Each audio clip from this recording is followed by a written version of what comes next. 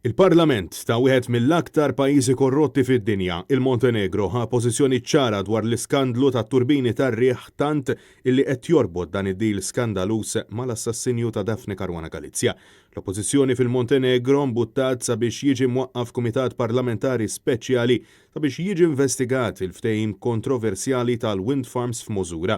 Fi kliemuhom dan il-ftehim għandu konnotazzjonijiet kriminali u pajjiżhom iċċappas ma' persuni politiċi illi diġà kellhom jagħtu r-riżenji tagħhom fosthom l-eks Prim Ministru ta' Malta Joseph Muscat.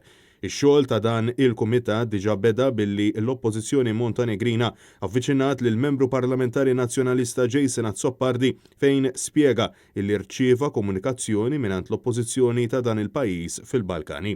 F'email mibgħuta lilu mill-membru parlamentari Montenegrin u eks-mexxej tal-Partit Soċjalista Xirdan Milic ġie spjegat illi l-kumitat ser ikun qed jinvestiga kull aspett brabta ma' dan l-iskandlu, inkluż il-korruzzjoni endemika illi ħatfet lil pajjiż.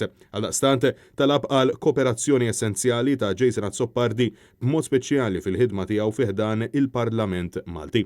Permezz ta' post fuq il-medja soċjali ta' Facebook, il-membru parlamentari nazzjonalista irrimarka l-importanza tal-fatt illi l-oppożizzjoni montenegrina qed torbot dan l-iskandlu mal-korruzzjoni illi għandha ruq fondi u mal-assassinju tal-ġurnalista Daphne Caruana Galizia. Sussekwentament huwa stqarr li din l-azzjoni tispikka anke fid-dawl illi l-Parlament Malti jinsab passiv quddiem dan l-iskandlu.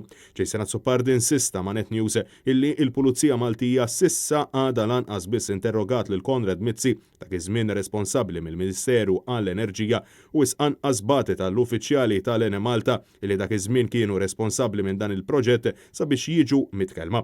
Wasaq illi ser ikun qed jagħti l-appoġġ kollu meħtieġ lill-oppożizzjoni Montenegrina sabiex toħroġ il-verità u ssir ġustizzja.